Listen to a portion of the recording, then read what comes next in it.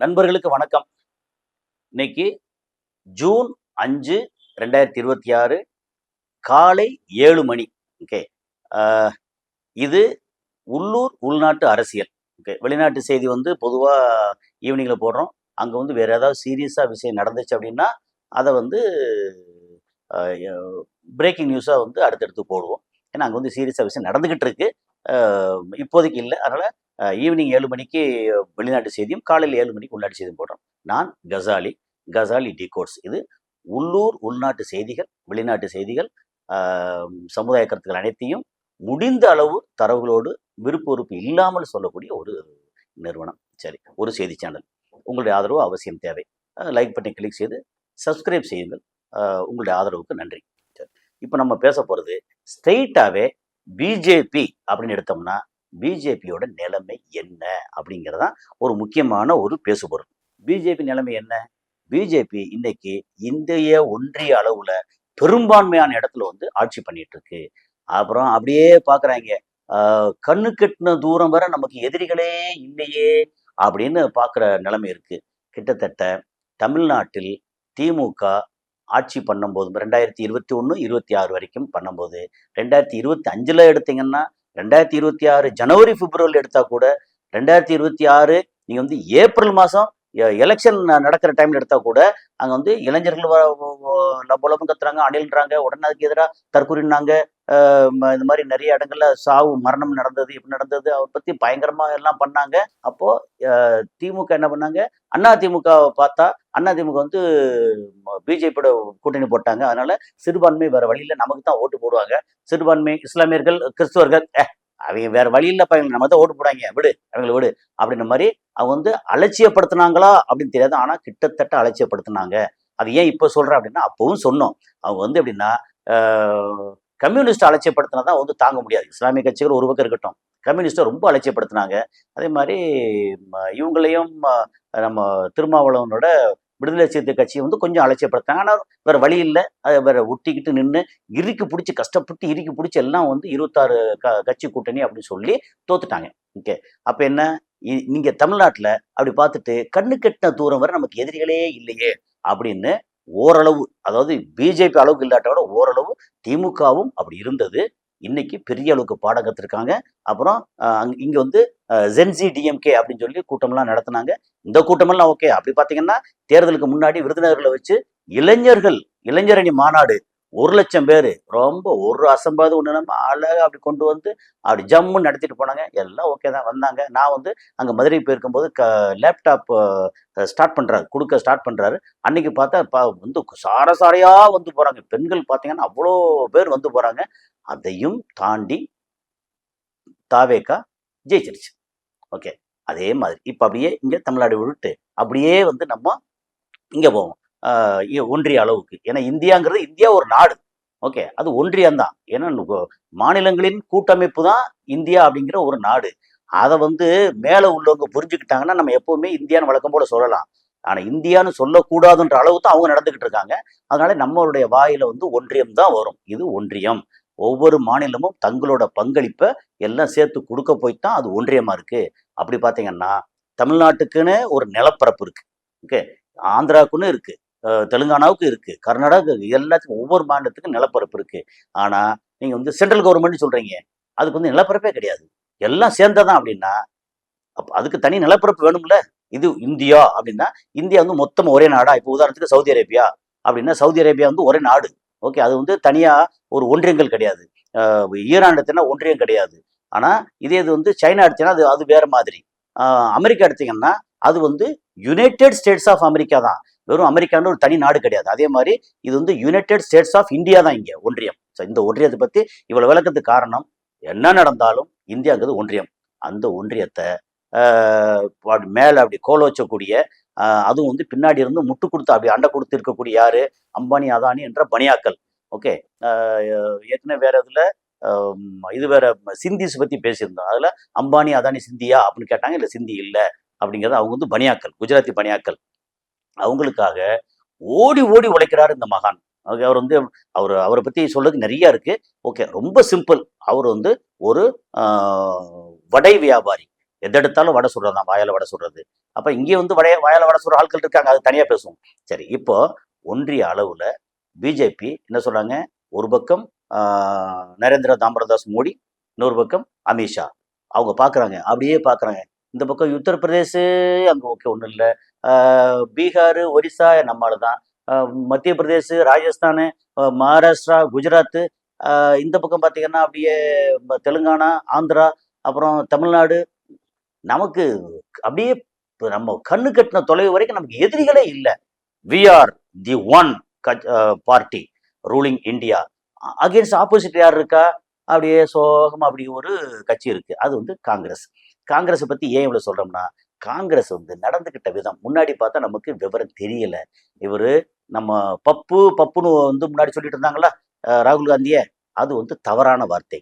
அவர் வந்து பப்புக்கெல்லாம் கீழானவர் அப்படிங்கிறதான் நடந்துகிட்ட விஷயம்லாம் பார்த்தீங்கன்னா, அவனை காலேஜுக்கு போறாரு, நல்லா பேசுறாரு, கால்மி ராகுல், டோன்ட் கால்மி சார் அப்படின்னு சொல்றாரு, எல்லாம் சூப்பர். அப்புறம் 3000 கிலோமீட்டர் நடக்கிறாரு, இந்த பக்கம் 2000 கிலோமீட்டர் நடக்கிறாரு, எல்லாம் ஓகே தான், சூப்பரா நடக்கிறாரு, எல்லா மக்களையும் பார்க்கறதெல்லாம் ஓகே தான். ஆனாலும் அவரோட ஹேண்ட்லிங் இருக்கு இல்லையா, அப்படி ஒரு மோசமான கேவலமான ஹேண்ட்லிங். அவர் வந்து பிஜேபியோட பி டீமுக்கு தலைவர் அப்படின்ற அளவுக்கு வந்து அவர் நடந்துகிட்டு இருக்காரு. ஏன்னா இப்போ தமிழ்நாட்டில் வந்து ஹேண்டில் பண்ண விதம் இருக்குல்ல, முடியாதுன்னா அன்னைக்கே முடியும், வெட்டி விட்டு போயிட்டு தாவேக்காவோட சேர்ந்துருக்க வேண்டியதானே. எதையும் முடிவு எடுக்கிறது இல்லை, கடைசி வரைக்கும் போட்டு ஈடு எடுத்து மக்கள்கிட்ட வந்து சே என்னடா இப்படி பண்றாங்க அப்படி எரிச்சல் பண்ற அளவுக்கு இங்க தமிழ்நாட்டில். அதுக்கு முன்னாடி பார்த்தா பீகார்ல அதே மாதிரி இவர் தான் முதலமைச்சர்னு சொல்லி ஸ்ட்ராங்கா இறங்கி பண்றதுக்கு வழி இல்லை, கடைசி வரைக்கும் இழுத்து. அதே மாதிரி வெஸ்ட் பெங்கால், அதே மாதிரி இங்க பஞ்சாப், எல்லா இடத்துலயும் வந்து காங்கிரஸ் மேல அபிமானத்தோட இன்னும் மக்கள் இருக்காங்க. ஆனா யாரை நம்பி காங்கிரஸுக்கு ஓட்டு போடுறது அப்படின்னு தெரியாத அளவுக்கு காங்கிரஸ் வந்து அப்படியே வலிமை குறைஞ்சு இன்னைக்கு வந்து 90 சீட்டு வாங்கியிருக்காங்கன்னா அதுல சொலையா 10 எம்பி தொகுதி தமிழ்நாட்டில் வந்திருக்கு. ஓகே, சொலையா. அப்போ இந்த தமிழ்நாட்டு இல்லைன்னா தமிழ்நாட்டில் ஒரு தொகுதியோட வந்திருக்க வாய்ப்பு இல்லாலும் 1-2 வந்திருக்கலாம். அப்படிங்கிற ஒரு சூழல்ல வந்து எல்லாத்தையும் முதுகுல குத்தி இதை குத்தி எல்லாம் பண்ணி முடிச்சு கடைசியில் போற போக்குல பார்த்தா 50க்கு கீழே 40, 35 தான் மொத்தத்துக்கு ஆவரேஜா காங்கிரஸ் வந்து இந்திய அளவுல வரும். அதனால வேற கண்ணு கட்டின தொலை வரைக்கும் நமக்கு எதிரிகளே இல்லை. வேற யார் இருக்கா? அதாவது ரீஜனல் பார்ட்டி வந்துருமா அப்படின்னு பார்த்தா ரீஜனல் பார்ட்டி வர்றதுக்கு வாய்ப்பே இல்லை. அப்படிங்கிற சூழல்ல ரொம்ப தெம்பா அப்படி இருக்கிற இடத்துல தான் ஏற்கனவே பேசியிருக்கோம், நமக்கு வந்து கரப்பாம்பூச்சி, த கிரேட் கரப்பாம்பூச்சியை பார்த்தா அச்சோ சி அப்படின்னு போகணும் இல்லையா, அது சாக்கடையில உருளும், இது போகும், அங்க போகும், எல்லாம் போகும். எல்லாம் என்ன தெரிந்தாலும் உலகம் அழியும் போதும் கடைசி உயிரினமா அழியக்கூடியது காங்கிரஸ் கரப்பாம்பூச்சியா தான் இருக்கும். காங்கிரஸ் வந்து இப்பயே அழிஞ்சு போச்சுன்னு வச்சுக்கோங்க. ஸோ கரப்பாம்பூச்சியா தான் இருக்கும். இப்போ நான் சொல்றது வந்து எப்படின்னா என்னோட சொந்த கருத்து மட்டும் இல்லை, வெளியில நிறைய சேகரிக்கக்கூடிய அந்த செய்திகளோட மொத்த தொகுப்பு அப்படிங்கிறது. சரி, இப்போ வந்து பிஜேபி பார்த்து அப்படியே ரொம்ப அப்படி தெனாவட்டா தெம்பா அப்படி உட்காந்துக்க இடத்துல ஓங்கி ஒரு அடி, அது வந்து கரப்பாம்பூச்சி, காக்ரோச் ஜனதா பார்ட்டி. அது வந்து தெரியும் உங்களுக்கு. இப்போ இன்னைக்கு தேதி 5 அப்படின்னா நாளைக்கு இவர் வந்து அபிஜித் தீப்கே வந்து அமெரிக்கா போஸ்டன்ல இருந்து இந்தியா வர்றார். எதுக்கு வர்றார்? இங்க வந்து சிபிஎஸ்இ இந்த பாடத்திட்டத்துல வினாத்தாள்ல இதுல ஏகப்பட்ட குளறுபடி. ஓகே, 17 லட்சம் பேர் எழுதுனதா சொல்றாங்க. 17 லட்சம், இஃப் ஐம் நாட் ராங். அது வந்து கொஞ்சம் ஏதாவது தவறு இருந்தா நீங்க பின்னூட்டத்துல கரெக்ஷன் கொடுக்க சொல்லுங்க. ஓகே, இந்த அளவுக்கு மக்கள் எவ்வளவு ப்ரிப்பேர் பண்ணியிருப்பாங்க, எவ்வளோ ஆதங்கத்தோட இதோட எழுதியிருப்பாங்க. இவ்வளோ கேவலமா நடந்துகிட்ட ஒரு அமைச்சர் அது தர்மேந்திர பிரதான் அப்படின்னு. இவரெல்லாம் வந்து என்ன செய்யறது? அதாவது என்னத்தை காரி துப்புனாலும் நான் வந்து ஒட்டிட்டு உட்காந்துருப்பேன், என்ன தப்பு நடந்தாலும் அதெல்லாம் எனக்கு தெரியாதுன்னு அப்படி உட்காந்துருப்பேன் அப்படின்னு வெறுமனே பதவி சுகத்தை, அதிகாரத்தை அனுபவிக்கிறதுக்கு மட்டும்தான் அவங்க இருக்காங்க அப்படிங்கிற மாதிரி. எங்க என்ன நடந்தாலும் பரவாயில்ல, ரயில்வேல ஏதாவது ஒரு இடத்துல ஆக்சிடென்ட் நடக்குன்னா உடனே அதுக்கு பொறுப்பேற்றுக்கிட்டு ரயில்வே மந்திரி ரிசைன் பண்ணுவாங்க. இங்க பார்த்தா என்ன நடந்தாலும் பரவாயில்ல, நான் இங்க ஒட்டிட்டு உட்காந்துருக்கேன், எனக்கு தெரியாது, அது டிரைவர் ஓட்டினா தப்பா போச்சு. அப்ப நீ வந்து முதல்ல ஒரு அமைச்சரா இருக்காரு, நீ என்ன பண்ணிட்டு இருக்க அப்படின்னு ஒரு கேள்வி வரும்ல.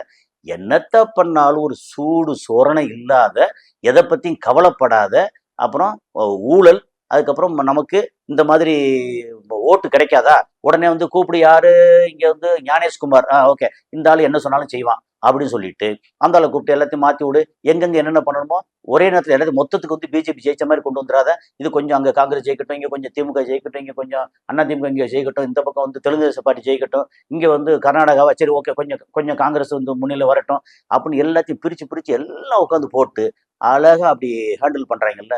இந்த மாதிரி ஒரு ஞானேஷ்குமார் மாதிரி ஒரு புல்லுருவி இந்திய ஒன்றிய அளவுல வந்து தனித்தன்மையா, அது போக அந்த ஆள் மேல வந்து அந்த ஆள் இருக்கிற வரைக்கும் சாகுற வரைக்கும் வழக்கே போட முடியாது. அந்த ஆளை வந்து சுப்ரீம் கோர்ட் கூட இது பண்ண முடியாது, விசாரிக்கவே முடியாது. அவர் என்ன வந்து மேல இருந்து வந்த கடவுளுக்கு அடுத்தபடியா வந்தாளா? இப்ப இது அப்ப சம்பளம் எங்க வாங்குறாங்க? நம்ம நம்ம ரத்தம் நம்ம வரிப்பணத்துல சம்பளம் வாங்குறாரு. அந்த அனுபவிக்கிற சுகமெல்லாம் எது இருக்கு? நம்மளோட வரிப்பணம் தானே அந்த அனுபவிக்கிற அந்த சகலமும். ஆனா அவர் மேல விசாரணையே கிடையாதான். இப்படி எல்லாம் கொண்டு வந்து இந்த மாதிரி நியமிக்கிறதுக்கு வந்து ஒரு ஆளுங்கட்சி, ஒரு எதிர்கட்சி, ஒரு சுப்ரீம் கோர்ட் ஜட்ஜி அப்படின்னா சுப்ரீம் கோர்ட் தேவையில்லை. ஆளுங்கட்சி, எதிர்கட்சி, ஆளுங்கட்சி கையை காமிக்கிற இன்னொரு மினிஸ்டர் அப்படின்னா அங்கதான் 3 பேர்ல வந்து 2 பேர் ஆளுங்கட்சி வந்துருதே. அப்ப இதுல என்ன நீதி நியாயம் இருக்கு? ஒண்ணுமே இல்லையே. இப்படி ஒரு கேவலமான நடைமுறை, ஊழல், லஞ்சம், அராஜகம், எதை எடுத்தாலும் வந்து மத ரீதியா வந்து எல்லாத்தையும் பிளவு பண்ணி இப்படி கேவலமா இருக்கக்கூடிய இதெல்லாம் ஏன் சொல்றேன்னா, இது எல்லா மக்களோட வைத்தறிச்சல். இதை வந்து கரெக்டா வந்து பிஜேபி தலையில ஓங்கி சம்மட்டி அடி அடிக்கிறது. ஏற்கனவே வந்து முன்னாடி இதுல பேசியிருந்தோம். அங்க ட்ரம்ப்போட உச்சந்தலையில லோயர் ஹவுஸ், அதாவது ஹவுஸ் ஆஃப் ரெப்ரஸன்டேட்டிவ்ஸ், அவங்க வந்து சம்மட்டி அடி அடிச்சிருக்காங்க. இப்ப இங்க வந்து கரப்பாம்பூச்சி காக்ரோச் ஜனதா பார்ட்டி சிஜேபி வந்து பிஜேபி தலையில ஓங்கி சம்மட்டி அடி அடிச்சிருக்கு.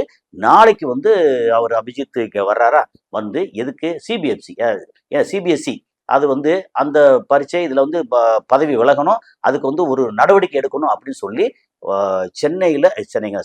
டெல்லியில போராட்டம் பண்றதுக்காக, அதாவது பீஸ்ஃபுல் ப்ரொடெக்ஷன் அப்படின்னு பண்றதுக்காக ஒரு அமைதி வழி போராட்டம் அதுக்காக வர்றாரு. அவர் வந்து அரெஸ்ட் பண்ண போறாங்களா இல்லையா, அவர் மேல வேற ஏதாவது அலிகேஷன் பண்றாங்களா, அல்லது அவர் காருக்குள்ள வந்து கஞ்சா வச்சிருந்தாரு. ஏன்னா கஞ்சா தான் இப்போ இந்திய ஒன்றிய அளவுல எக்கச்சக்கமான போதைப் பொருள் பரவுது. அதுக்கு காரணம் யாருன்னு சொல்லவே வேண்டியதில்லை. அது ஒரு துறைமுகத்துல தான் அடிக்கடி பிடிக்கிறாங்க, ஒரு மாநிலத்துல தான் நிறைய இருக்குன்னு அடிக்கடி பிடிச்சிட்டே இருக்காங்க. அதெல்லாம் எங்க இருந்து வருது, எங்க விநியோகமாகுது அப்படிங்கிறதெல்லாம் எல்லாருக்கும் தெரியும். நம்ம வந்து வெளிப்படையா சொல்ல வேண்டியதில்லை. ஓகே, இது கேட்கக்கூடிய அத்தனை பேருக்கும் தெரியும் எங்க இருந்து வருது, எந்த துறைமுகத்துக்கு வருது, எந்த மாநிலத்துல நிறைய இருக்கு, அங்கிருந்து ஒன்றிய அளவுக்கு இந்திய அளவுக்கு எல்லா மாநிலத்துக்கும் எப்படி டிஸ்ட்ரிபியூட் ஆகுது அப்படின்ற அளவுக்கு எல்லாமே தெரியும். அதுல சகல விதமான கட்சியை சேர்ந்தவங்களும் அதுல வந்து பயன்பெறாங்க அப்படிங்கிறது தான் இதோட வந்து ஒரு வருத்தமான செய்தி. ஓகே, ஸோ இவங்கெல்லாம் வந்து இதை அவரு வீட்டுல இல்ல அவரோட கார்ல அவர் இருந்த இடத்துல இந்த மாதிரி போதைப் பொருள் வச்சுதான் சொல்லி பிடிச்சி அரெஸ்ட் பண்ண போறாங்களா, அல்லது ஏதாவது வேற ஏதாவது கலவரத்தை அந்த கூட்டத்துல வந்து கலவரத்தை உண்டு பண்ணி ஏதாவது பண்ண போறாங்களா, அல்லது சரி ஓகே நமக்கு எதுக்கே வம்பு, அமெரிக்காக்காரன் அவன் அனுப்பிச்சு விட்டுருக்கான், நம்ம ஒன்றும் செய்ய வேண்டாம் அப்படின்னு சொல்லி அடிபணிய போறாங்களா அப்படின்னு ஏற்கனவே சொல்லியிருக்கோம். என்ன செய்ய போறாங்கன்னு தெரியல. பிஜேபி உண்மையிலேயே நம்ம வெளியில அங்க சில நண்பர்கள்ட்ட பேசும்போது பிஜேபி உள்ள வந்து அள்ளு கலண்டு போய் கிடக்காங்க அப்படிங்கிறதான் இதோட ஒரு முக்கியமான செய்தி. அந்த அள்ளு கலண்டது அடுத்து என்ன செய்ய போறாங்க? ஏன்னா எப்படி பார்த்தாலும் அமித்ஷா அப்படின்ற ஒரு என்ன சொல்றது, ஒரு வல்லூர் அமித்ஷா, அவர் பார்க்குற பார்வையை அப்படி பார்த்தீங்கன்னா பார்க்கும் அப்படியே வல்லூர் மாதிரியே இருக்கும். போய் அடுத்து என்ன செய்ய போறாரு? தனக்கு வந்து ஒரு தாழ்வு வருது அப்படின்னா அது என்ன பண்றது? இது சொல்லுவாங்க நமக்கு வந்து அந்த ஃபால்கன் வல்லூர் அப்படின்னு சொல்லுவாங்கன்னா, ஒரு 40 வருஷம் ஆச்சா அதோட இதெல்லாம் வந்து அழகு இதெல்லாம் வந்து ரொம்ப கூர்மை போயிருச்சு அப்படின்னா அதை வந்து பாறையில தேய்ச்சி தேய்ச்சி தேய்ச்சி தேய்ச்சி திரும்பவும் ஒரு கூர்மை ஆக்கி அந்த இறைய பிடிக்கிறதுக்கு தயாராகும்பாங்க. கிட்டத்தட்ட அதே மாதிரி அமித்ஷா இப்போ ஒரு இது வந்துருச்சு, 12 வருஷம் 10 வருஷம் முடிஞ்சு அடுத்த 5 வருஷம் டேர்ம்ல வந்து 2 வருஷம் முடிஞ்சிருச்சு. அப்ப இந்த மாதிரி ஒரு சூழல்ல வந்து அவர் திரும்பவும் தன்னோட கூர் நகங்களை தீட்டி இன்னும் வந்து நம்ம இந்தியா வந்து குத்தி கிழிக்க போறாரா, அல்லது என்ன செய்ய போறாரு, இல்ல கரப்பாம்பூச்சிக்கு பயந்தது பறந்து ஓட போறாரா, என்ன செய்ய போறாங்கன்னு தெரியாது. என்ன செஞ்சாலும் இன்னைக்கு வந்து இளைஞர்களின், சாதாரண எளிய மக்களின் நம்பிக்கையா வந்திருக்குது கரப்பாம்பூச்சி ஜனதா கட்சி அப்படிங்கிறது தான். இந்த கரப்பாம்பூச்சி ஜனதா பார்ட்டி வந்து எந்த அளவுக்கு அவங்க வந்து ரொம்ப வந்தோடனே பாலாரும் தேனாரும் ஓடும் அப்படின்னு எதிர்பார்க்கல. ஆனா ஒரு மாற்று வேணும், ஏதாவது ஒண்ணு இஷ்டத்துக்கு பண்ணுவேங்கிற இடத்துல வந்து திரும்ப எதிர்த்து கேட்கறதுக்கு, கேள்வி கேட்கறதுக்கு ஒரு டீம் இருந்தா மட்டும்தான் அது ஒர்க் அவுட் ஆகும். அதுதான் சரியான ஜனநாயகம். அந்த சரியான ஜனநாயகத்துக்கு அடி ஒரு முதல் செங்கலை வச்சிருக்கிறது சிஜேபி. இவங்களுக்கு வந்து இஷ்டத்துக்கு பார்க்குற இடம் பூரா நம்ம கண்ணு கெட்டின தூரம் வர ஒரு எதிரிகளுமே இல்ல அப்படின்னு சொன்ன அந்த அந்த வந்து தெனாவட்டு மேல சாவுமணி அடிச்சிருக்காங்க அப்படிங்கிறதா. அந்த சாவுமணியை அடிச்ச கரப்பாம்பூச்சியை நம்ம வந்து பாராட்டுவோம். எப்படி மதுரையில ஆல்ரெடி ஆரம்பிச்சிட்டாங்க. அதாவது சினிமால யாராவது புதுசா ஒரு ஹீரோ வந்தா முதல் ரசிகர் மன்றம் திறக்கிறதே மதுரையில தான். அதுக்கடுத்து திருச்சியில வரும். இப்போ கரப்பாம்பூச்சி காக்ரோச் ஜனதா பார்ட்டின்னு மதுரையில வந்து ஊர்வலம் போக ஆரம்பிச்சிட்டாங்க. தமிழ்நாட்டிலையும் பெருசா அதை பத்தின பேச்சு வருது. தமிழ்நாட்டில் மட்டும் இல்ல, இருக்கக்கூடிய அத்தனை ஸ்டேட்லையும் இது கரப்பாம்பூச்சி பத்தி பேச்சு பொருள் பயங்கர பேச்சு இருக்கு. யார் யார் எங்க எப்படி சேர்றது அப்படின்னு ஒரு மாதிரி ரொம்ப அப்படியே திட்டங்கள் வந்து பெருசா நடந்துகிட்டு இருக்கு. அவர் வரட்டும். இதை பத்தி இப்ப ரொம்ப பெருசா சொல்றதுக்கு இல்லை. ஆனா பிஜேபி வந்து ஒரு அஜிடேட் பண்ணியிருக்கு. அவங்களுக்கு இந்திய அளவுல ஒன்றிய அளவுல கட்டமைப்பு கொண்டு வருவாங்களா, இருக்கிற கட்சிகளோட சேர்ந்து பண்ண போற எல்லாம் தெரியாது. எதுவா இருந்தாலும் பிஜேபியை அசைச்சு பார்த்துருக்கு அப்படிங்கிற விதத்துல காக்ரோச் ஜனதா பார்ட்டி அது வந்து ஒரு முக்கியமான ஒரு பெயர் நமக்கு. ஓகே. அதே மாதிரி அடுத்து இப்போ தமிழ்நாட்டில் இவர் வந்துட்டார், எப்படியே தாவேக்கா வந்துட்டார். அவர் மட்டும் எப்படி வரப்போச்சு அப்படின்னு இதை வந்து மொத்தத்துக்கு அப்படியே ஆப்போசிட். ஒன்று தாவேக்கா, ஒன்று விஜய், இன்னொன்று அண்ணாமலை அப்படி சொல்ற அளவுக்கு அண்ணாமலைக்கு ஸ்க்ரூ ஏற்றிக்கிட்டு இருக்காங்க பிஜேபி. நாங்கள் வந்து தேசியம் இதெல்லாம் வேண்டாம், நீங்கள் தமிழ்நாடு அது சொல்லியிருக்காரு. தமிழ்நாடு இளைஞர்கள், தமிழகம், தமிழ்நாடு அப்படி இந்த ரீஜனில் தான் நான் வந்து பண்ண போகிறேன் அப்படின்னு சொன்னால் என்ன அர்த்தம்? இந்த திராவிட கட்சிகளை ஒதுக்குற வேலையை வந்து கரெக்டாக செஞ்சுக்கிட்டு இருக்காங்க. ஆனால் அதை வந்து திமுக இன்னும் உணர்ந்ததா தெரியல. பழைய பஞ்சாங்கம் பழைய பல்லவி அப்படின்னு பாடிட்டு இருந்தாங்கன்னா பிரயோஜனம் இல்லை. இறங்கி வரணும், தன்னை வந்து புதுசு புதுசாக புடம் போடணும் அப்படின்ற மாதிரி தான். இப்போ வந்து உதாரணத்துக்கு நம்ம தமிழ்நாட்டில் வந்து இசையமைப்பாளர் எடுத்தாச்சுன்னா இளையராஜா இன்னும் வாழும் லெஜண்ட் அவர். அதே மாதிரி ஏஆர் ரகுமான். ஏஆர் ரகுமான் வந்து 91 92 அப்படி வரும்போது புதுசாக இருந்துச்சு. ஆனால் இப்போ வரைக்கும் இளைஞர்களோட போட்டி வரலுக்கு தன்னை வந்து அப்படியே மெருகத்திட்டே இருக்காரா? மெருகத்தி அவர் அனிருத்தா வரட்டும், இல்லை சாயா பேங்கரா இருக்கட்டும், அது யாரானாலும் இருக்கட்டும், ஏஆர் ரகுமான் வந்து அது புதுசா இருக்கே அப்படின்னு தன்னை வந்து திரும்ப திரும்ப வந்து பட்டை தீட்டி மெருகேற்றுற மாதிரி திமுக தன்னை திரும்பவும் இன்னைக்கு கரண்ட்ல என்ன 67ல அப்ப நடந்தது வேற, இப்ப என்ன, அப்போ இன்னைக்கும் வந்து இளைஞர்களுக்கு பிடிச்ச மாதிரி எல்லா விதையும் வரணும் அப்படின்னு சொல்லி இறங்கி தன்னை வந்து சுய பரிசோதனை செய்து பட்டை தீட்டணும். அந்த பட்டை தீட்ட இடத்துல வந்து இவங்க திமுக பின்தங்கி இருக்கு இப்போதைக்கு. அப்புறம் இதுக்கு இங்க மிச்சம் இருக்கு, மிச்ச சொச்சம் இருக்கக்கூடிய இந்த இளைஞர்கள் அப்புறம் மற்றவங்களையும் நம்பிக்கையை ஓடுறதுக்காகவும், அதுக்கப்புறம் கொங்கு பெல்ட்ல வந்து பெரிய ஆளா வர்றதுக்காகவும் அண்ணாமலை பெருசா வர்ற திட்டம் போடுறாங்க. ஆனா நமக்கு தெரிஞ்சு கொங்கு பெல்ட்டா இருக்கட்டும், மொத்தத்துக்கு ஓவராலா அதிமுக தலைவர் இவர் எடப்பாடி பழனிசாமி அவரை மட்டும் சாதாரண எடை போற்றவே முடியாதுங்கிறது என்னோட ஆணித்தரமான எண்ணம். சரி, என்ன நடக்க போகுது அப்படிங்கிறத நம்ம அடுத்தடுத்த காணொளியில் சந்திப்போம். நன்றி.